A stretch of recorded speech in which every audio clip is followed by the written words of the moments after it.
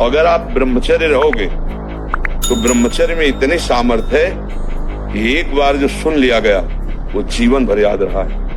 हम तुम्हें नियम बताते हैं, सुबह सूर्योदय के पहले उठो, जल पियो, फिर टहलो, शौच स्नान करो, फिर इसके बाद 30 मिनट व्यायाम करो। ये सब सूर्योदय के पहले हो जाना चाहिए। कुछ दंड बैठक, कुछ उछल कूद, आसन, प्राणायाम, व्यायाम और सात्विक भोजन। ब्रह्मचर्यहीन मतलब जीवन एक मृत जीवन है। ब्रह्मचर्य अमृत है। अगर आप ब्रह्मचर्य से चलें तो आप देख लीजिए स्वयं में आपके अंदर एक से एक उत्तम विचार, उत्तम सामर्थ्य। मेहनत में लग जाओ तो और जोश आएगा, क्योंकि ब्रह्मचारी हो ना, जिधर लगाओ।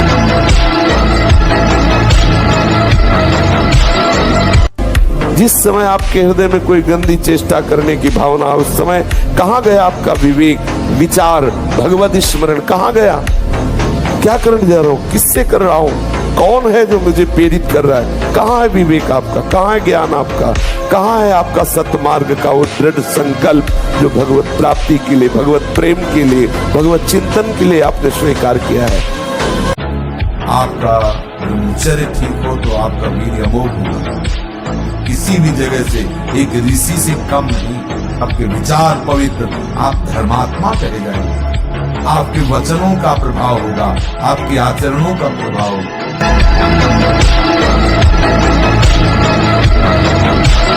सार बात है बच्चा, मनुष्य जीवन कुछ दिन का है। पापाचरण न करे, नाम जप करे तो मौज ही मौज है।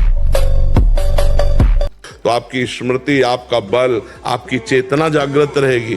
बड़े से बड़ा दुख सहने की सामर्थ्य आती है ब्रह्मचर्य में। ब्रह्मचर्य अध्यात्म पावर पुष्ट, ब्रह्मचर्य संकल्प पावर पुष्ट, ब्रह्मचर्य सर्दी, गर्मी, बरसात, पीड़ा, इनको सहने की सामर्थ्य उसमें आती है। इसलिए हमारी प्रार्थना है कि अगर वास्तविक जीवन सही आनंद में जीना है तो ब्रह्मचर्य, नाम जप। भगवान ने 31 बाण सुदान किए। सबसे पहला एक बाण जाकर नाभि में लगा, अमृत नष्ट हो गया, सूख गया। 20 भुजाओं को काट दिया, 10 सिरों को काट दिया, 31 बाण। अब जो रावण का धड़ है, पृथ्वी धंसने लगी ऐसा, उसके भी 2 खंड करके काट के गिरा दिए।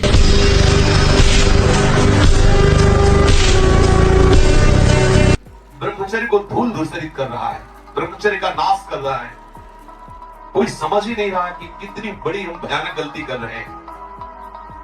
ये वीर शक्ति हमारे प्रभु की अद्भुत कृपा है।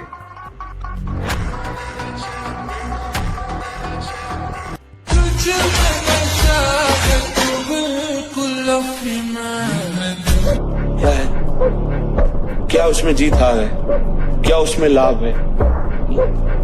बोले क्यों? कोई मनोरंजन है। इतना समय तुम्हें बर्बाद करने को मनोरंजन समझ में आता? अरे राम कृष्ण हरि राधा कुछ भी बोलते तुम्हारा मंगल हो जाता। तो इसलिए ये मायाकृत गुण और दोष है, हमें इनको नहीं देखना है, हमें उनमें विराजमान प्रभु को देखना है।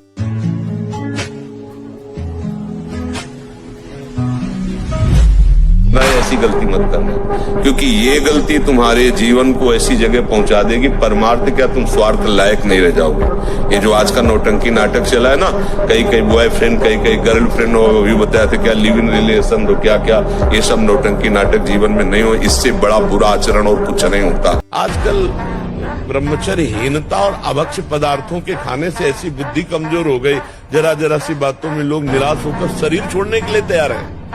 शरीर छोड़ने के लिए लोग तैयार, मतलब यार क्या जीवन। अरे बोले हमको धोखा दे दो, तुम्हें धोखा दे दिया तो इससे ज्ञान प्राप्त करो। अब ऐसे व्यक्तियों का संग मत करना, शरीर छोड़ने की क्या जरूरत। बोले नहीं, हार गया तो जो तुमसे त्रुटि हुई उसे सुधार और आगे विजय सिद्ध प्राप्त कर। बोले नहीं, मेरा कोई नहीं तो परमात्मा है ना, बढ़ आगे परमात्मा को याद बना के, परमात्मा को मित्र बनाकर बढ़, देश संसार में विजय प्राप्त होती है। हमें रोने की जरूरत नहीं है, प्रेम में रोना अलग बात है, दुखों से रोने की जरूरत नहीं। अब हमें दुखों को रुलाना है कि अरे हमारा तो कोई प्रभाव इस पर पड़ता ही नहीं, वो रोए बैठ के। अब हम ऐसे भजन करके ऐसी स्थिति प्राप्त करेंगे कि भारी भारी दुख विपत्तियां हमारे ऊपर आए और वो दुखी हो जाए कि इसके ऊपर कोई प्रभाव ही नहीं पड़ रहा है। जैसे हिरण्यकश्यप दुखी हो गया कि मरेगा कैसे प्रहलाद, मृत्यु दुखी हो रही कैसे मार पाऊं।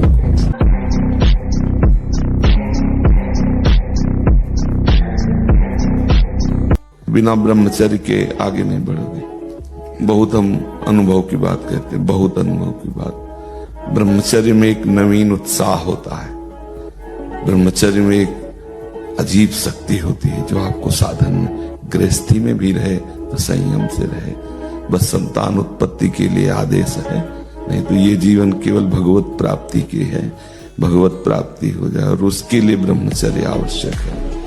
और आजकल ब्रह्मचर्य का कोई महत्व नहीं समझ रहा है, नहीं समझ रहा है। केवल प्रवचन किया जा रहा है, केवल प्रवचन सुना जा रहा है, इसलिए अध्यात्म उन्नति नहीं हो रही है।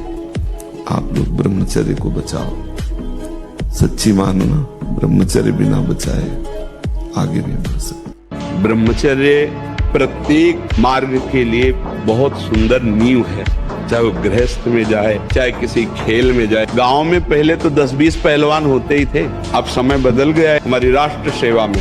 तो अगर ब्रह्मचर्य तो स्मृतिवान है, धैर्यवान है, बलवान है, तभी वो राष्ट्र सेवा में लग पाएगा।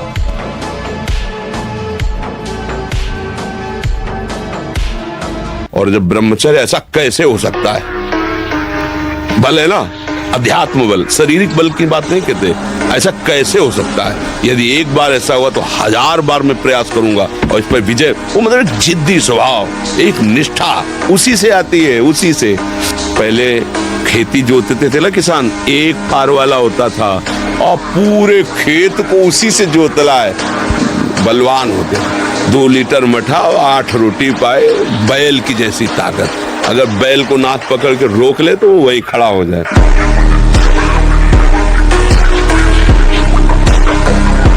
अब ये समझे में नहीं आता है कि जवान है कि बूढ़ा है। कपड़े जैसे बांस के डंडे पे कपड़े पहना के खेतों में नहीं खड़ा किया जाता, बिल्कुल ऐसी सीन है।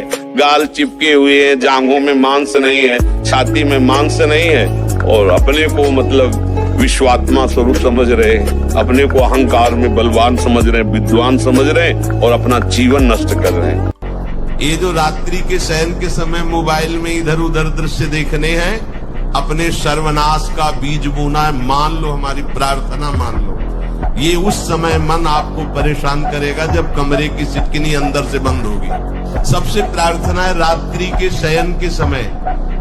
तो बोले फिर ठीक है, 10 बजे तक देख लेंगे मोबाइल, इसके बाद शयन के समय भजन कर लेंगे, होगा ही नहीं। क्या तुम देखना चाहते? प्रिया प्रीतम के सिवा और कुछ क्या देखना चाहते? सावधान रहिए, ये जीवन खिलवाड़ नहीं, चाहे आप गृहस्थ हो चाहे विरक्त हो।